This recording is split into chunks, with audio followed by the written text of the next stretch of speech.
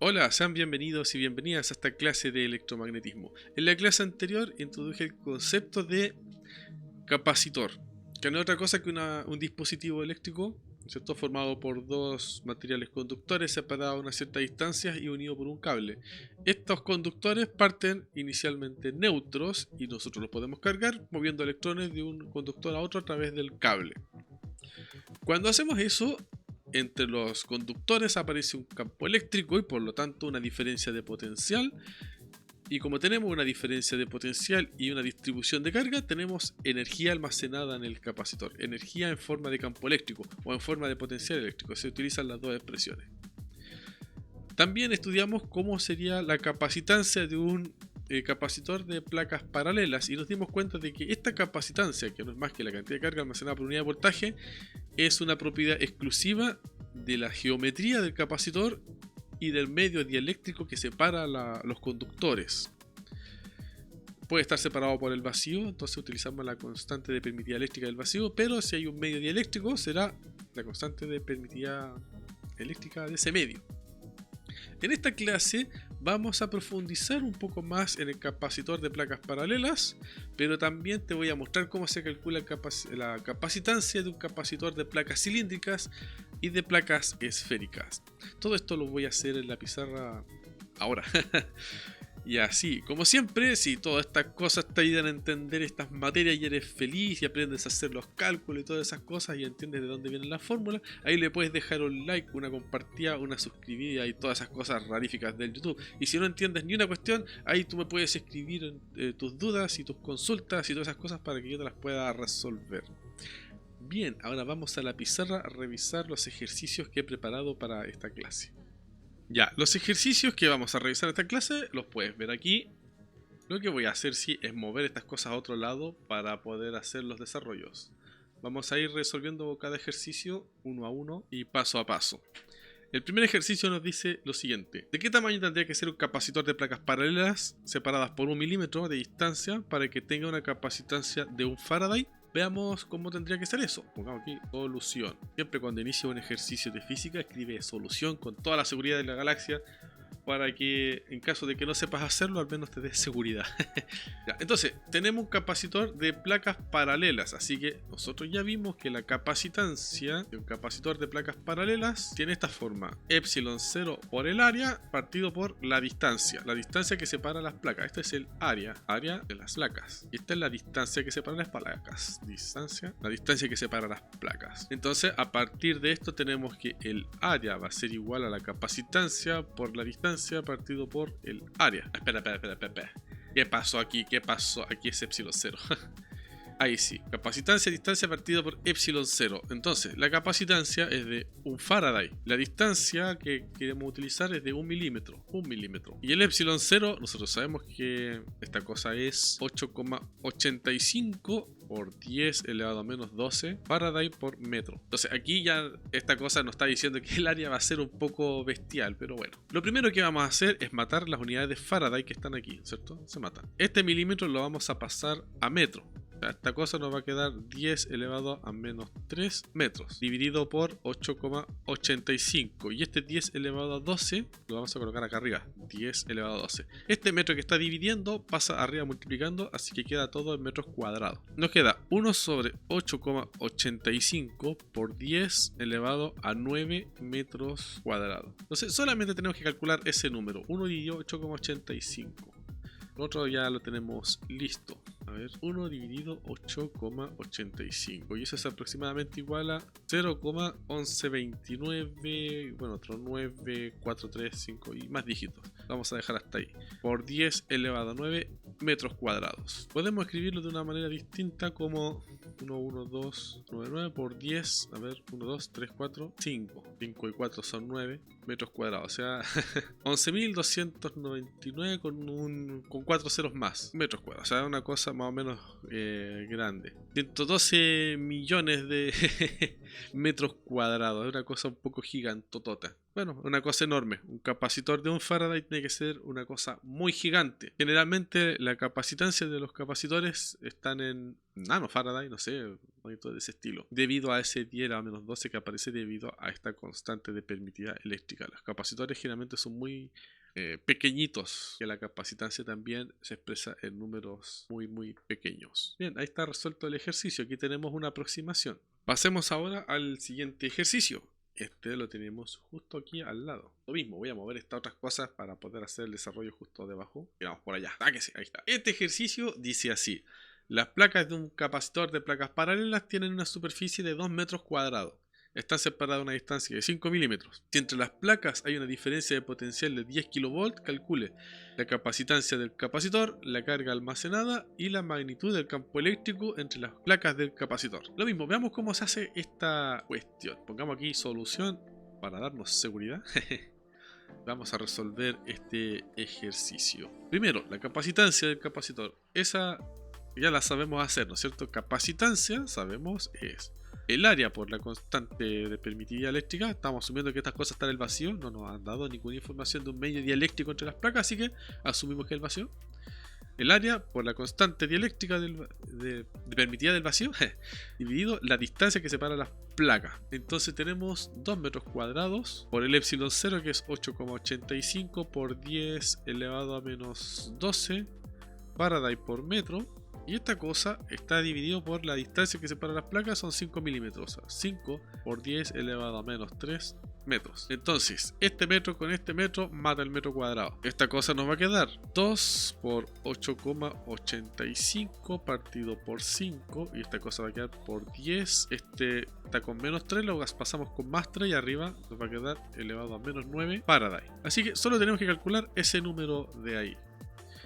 Estas cosas las echamos a la calculadora nomás. 2 por 8,85 y lo dividimos entre 5. Y obtenemos 3,54 por 10 elevado a menos 9 Faraday. Ahora, si quisiéramos expresar esto con un poco más de elegancia, nos vamos a acordar de que este 10 elevado a menos 9 corresponde a nano, ¿cierto? Nano es en notación científica. Entonces lo podemos expresar así. 3,54 nano Faraday. Y ahí tenemos la capacitancia de este capacitor en específico. Ahora veamos qué dice la segunda parte. La carga almacenada en el capacitor. ¿Cómo calculamos la carga almacenada en el capacitor? Vamos aquí, la parte B. Para calcular la carga almacenada tenemos que recordar lo siguiente. La capacitancia es cantidad de carga por unidad de voltaje. Y entre la información que hay en el enunciado nos dan el voltaje, 10 kV. Así que vamos a poner aquí voltaje igual a 10 kV. Ahí está. Entonces, acá tenemos la capacitancia, ya la hemos calculado. Voy a poner aquí la capacitancia 3,54 nanofaraday. Entonces, a partir de esto, tenemos que la carga almacenada, que es igual a la capacitancia por el voltaje, esta cosa va a ser igual a 3,54 nanofaraday por 10 kV. Lo que vamos a hacer acá para simplificar las cuentas es juntar los nanos con los kilos. 3,54 por 10. El nano, recordemos, es 10 elevado a menos 9. Y el kilo ¿cierto? Es 1000 y es elevado a 3. Faraday por volt nos va a dar coulomb.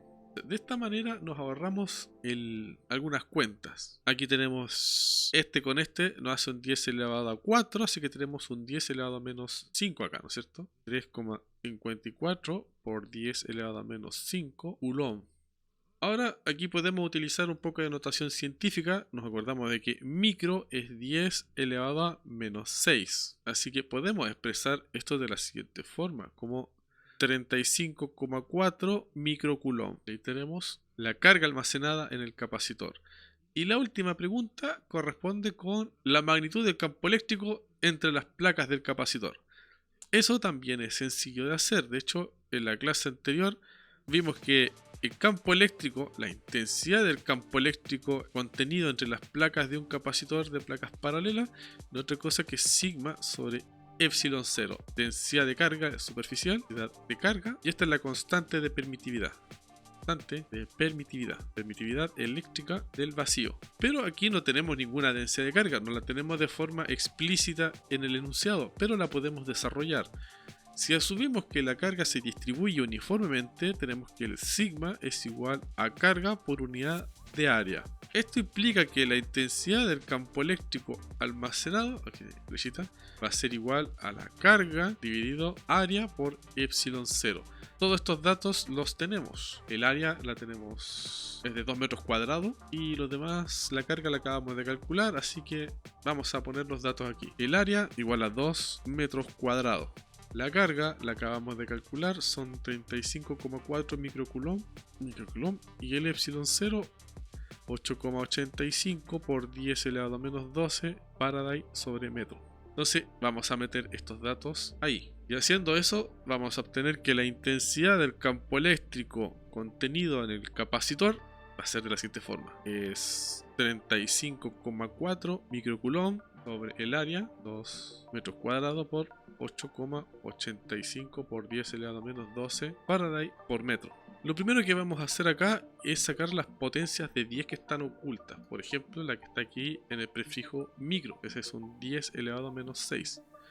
Así que podemos expresar esto de la siguiente forma: 3,54 por 10 elevado a menos 5 coulomb, 2 metros cuadrados por 8,85 por 10 elevado a menos 12 Faraday por metro.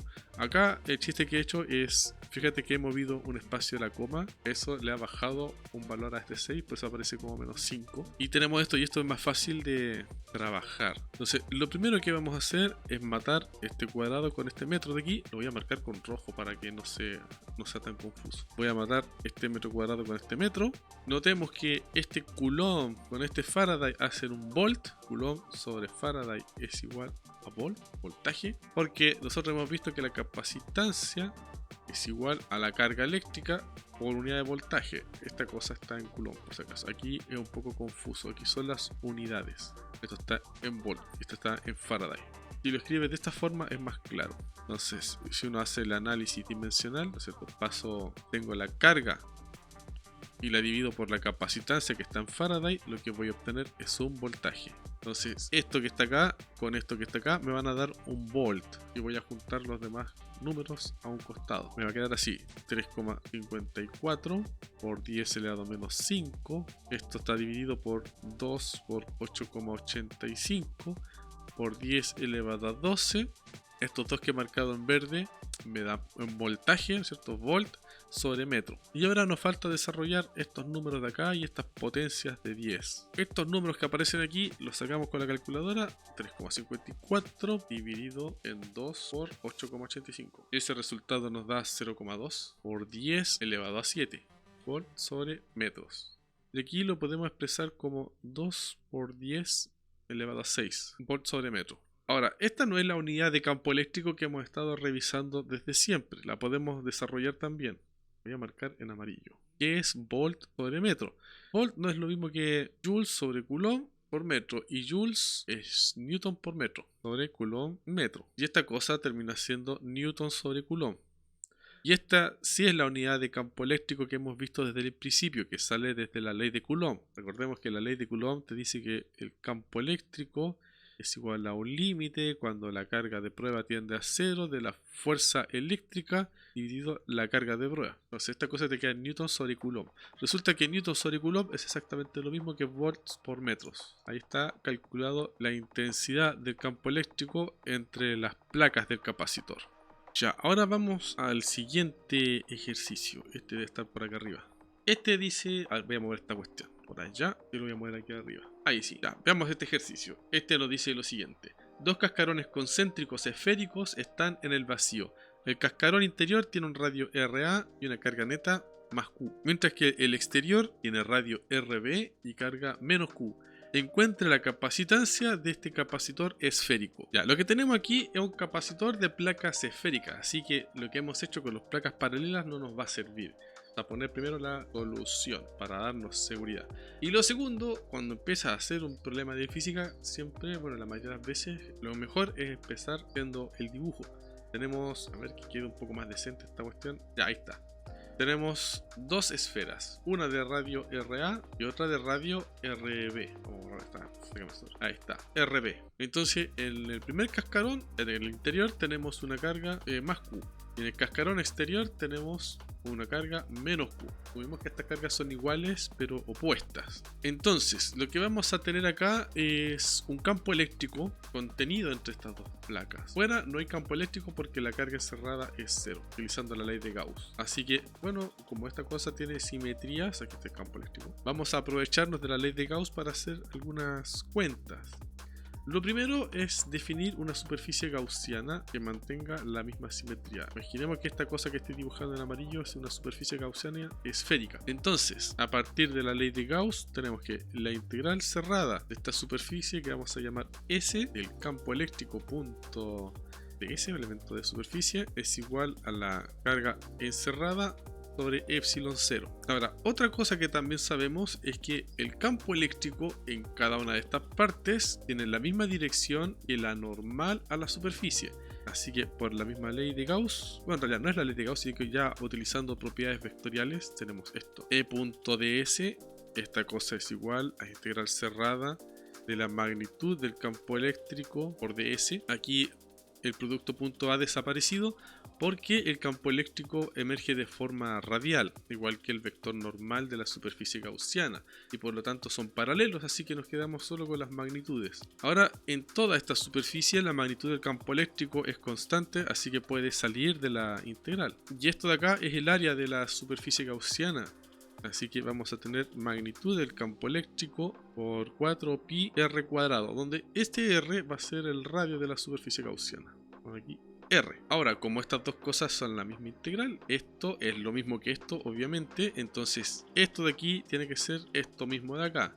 Y por lo tanto, tenemos que la magnitud del campo eléctrico por 4pi r cuadrado va a ser igual a la carga encerrada sobre epsilon 0. Aquí tenemos que hacer énfasis de que el R es un radio entre RA y RB. Y esto de acá es equivalente a decir que la magnitud del campo eléctrico es 1 sobre 4pi epsilon 0, carga encerrada, sobre el radio al cuadrado. Y esto que tenemos acá es exactamente lo mismo que el campo eléctrico de una carga puntual. Nos imaginamos que la carga que está encerrada por la superficie gaussiana está concentrada en el centro, ahí. Ahora, a partir de esta cosa, nosotros podemos ver que el potencial electrostático es igual a 1 sobre 4pi epsilon 0, carga encerrada sobre radio, porque este es el potencial electrostático asociado a una carga puntual. Potencial electrostático. De hecho, nosotros ya vimos que si calculamos la divergencia, el gradiente de este potencial, esto nos va a dar el campo eléctrico, nos va a dar una cosa radial, menos el gradiente del potencial. Pero eso no lo vamos a ocupar ahora, nos vamos a centrar en el potencial solamente. A través del potencial nosotros podemos calcular un voltaje y nosotros nos interesa el voltaje entre estas dos placas esféricas, el voltaje en RA y el voltaje entre RA y RB. Entonces tenemos que este voltaje AB, que es igual al potencial en B menos el potencial en A. Recordemos que esta cosa es una diferencia de potencial. Ya esta diferencia de potencial le llamamos voltaje. Esto nos va a quedar de la siguiente forma. Nos va a quedar 1 sobre 4pi epsilon 0, que es el factor común de acá. Aquí vamos a tener carga encerrada sobre RA menos carga encerrada sobre RB. Pero la carga encerrada, recordemos, es más Q, así que la podemos sacar también como factor común. Esta cosa va a quedar así: U sobre 4pi epsilon 0, 1 sobre RA menos 1 sobre RB. Y si hacemos un poco de álgebra, esto nos va a quedar U sobre 4pi epsilon 0, RB menos RA dividido RA RB. Estos son los radios. O sea, aquí tenemos la diferencia de potencial entre las placas del condensador. Son placas esféricas. Ahí está su diferencia de potencial. Y ahora nos acordamos de cómo es la capacitancia del capacitor, ¿no es cierto? La capacitancia es carga por unidad de voltaje. Y aquí te preguntarás, bueno, ¿qué carga es esta? Recordemos cómo es el proceso de carga de un capacitor. Inicialmente, lo voy a dibujar acá abajo mejor. Inicialmente se tiene el capacitor en estado neutro. Aquí no hay carga y aquí tampoco. Y lo que hemos hecho es mover electrones de un capacitor, de una placa a otra. Y lo que hemos hecho es moviendo una cantidad de carga Q, ¿no es cierto? Aquí aparece una carga Q positiva y aquí aparece la carga Q negativa. Este Q corresponde a la cantidad de carga que se ha tenido que mover de una placa a otra. Corresponde a la carga Q positiva, ¿no es cierto? Y corresponde con la carga del capacitor. Entonces, a partir de esto, tenemos que la capacitancia va a ser la carga Q por el inverso multiplicativo de esto de acá. O sea, 4pi epsilon 0 sobre Q RA RB dividido RB menos RA. Aquí se te van a matar las cargas y la capacitancia va a ser 4pi epsilon 0 RA menos RB dividido... casi. RA RB dividido RB menos RA. Ahí está la capacitancia de ese capacitor de placas esféricas. Es importante recalcar de que esta capacitancia, al igual que con el capacitor de placas paralelas, depende solamente de la geometría del capacitor. Fíjate que solamente aparecen los radios internos y externos y la constante de permitida eléctrica del vacío. De nuevo, si en el interior del capacitor colocamos un medio dieléctrico, y esto de acá lo rellenamos con un medio dieléctrico, o sea, algo que está aquí, entonces en vez de aparecer el epsilon 0, va a aparecer el epsilon asociado a ese medio. Entonces sigue valiendo los mismos razonamientos, bueno, con otra geometría, pero para el capacitor de placas esféricas. Aquí se terminaría el ejercicio en todo caso. Aquí ya está listo el cuadradito de la victoria. Ahora solamente nos falta el último ejercicio, que lo tengo acá. Voy a mover esto un poco porque está... Ahí sí. Ahí está. Vamos a resolver este último ejercicio y vamos a ver cómo se hace. Ya, veamos lo que dice el ejercicio. Dice así: un conductor cilíndrico largo tiene un radio RA y una densidad de carga superficial uniforme más sigma. Este conductor está rodeado por otro conductor coaxial cilíndrico de radio RB con una densidad de carga superficial menos sigma. Calcule la capacidad por unidad de longitud del capacitor formado por estos conductores, suponiendo que hay vacío entre ellos.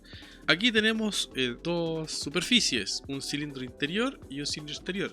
El cilindro interior tiene densidad de carga más sigma y el exterior menos sigma. Este es un capacitor cilíndrico. Lo que vamos a hacer acá es calcular la capacitancia específica, es decir, la capacitancia de este cilindro por unidad de longitud. Vamos a ver cómo sale esta cosa. Vamos a poner primero aquí solución.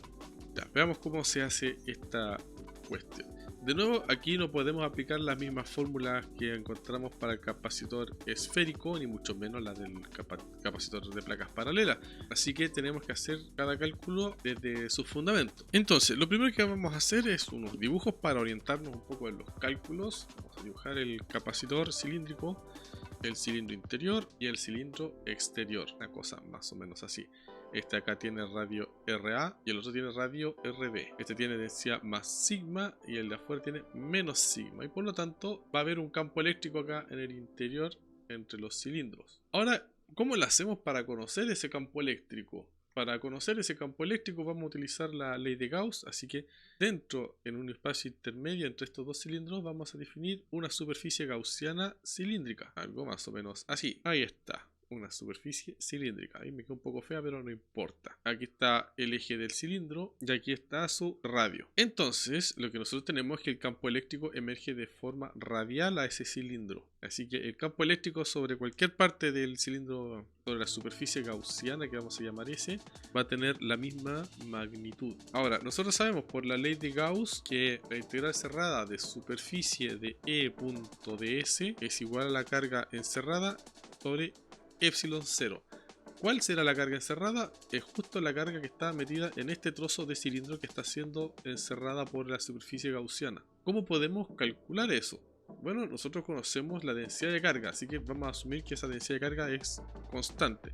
Sigma es igual a carga por unidad de área. Pero esta área, que es la área de este trozo de cilindro de aquí, es igual a 2pi por r, que es el perímetro de esta sección transversal. 2pi por RA por su longitud. Vamos a tomar una longitud L, y aquí está la carga encerrada. Esto implica que la carga encerrada va a ser igual a 2pi RAL sigma. Y por lo tanto, esta integral de E.ds va a ser igual a 2pi RAL sigma sobre epsilon 0. Ahí tenemos una parte. Ahora nos falta calcular esto. Vamos a calcular el E.ds, pero desde otra perspectiva.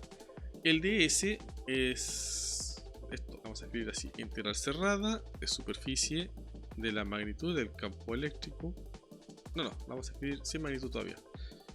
Es campo eléctrico punto nds. El n es la normal a la superficie gaussiana, y esta cosa emerge de forma radial, pero en el sentido cilíndrico, ¿no es cierto? Ahí está el n, y va a ser siempre paralelo al campo eléctrico, de modo tal que aquí podemos escribir sin ningún problema: integral cerrada sobre la superficie S de la magnitud del campo eléctrico ds. Pero el campo eléctrico es uniforme en cuanto a su magnitud sobre la superficie S, así que lo podemos sacar. Voy a cambiar de color porque el azul no se ve muy bien con la pizarra oscura. En este punto, además, podemos quitar el símbolo de integral cerrada, porque hay un truco acá.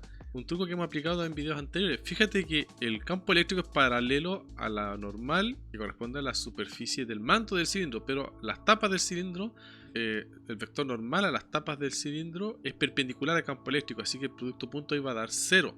Así que acá solamente estamos considerando el manto del cilindro, la parte que rodea, eso que está, eso que está ahí en el borde. Ese es el pequeño detalle que tenemos que considerar en este punto. Ahora, como esta cosa es constante, lo puedo sacar fuera de la integral. Magnitud del campo eléctrico, integral del S manto ds. Y esto de acá, bueno, todo esto es un área.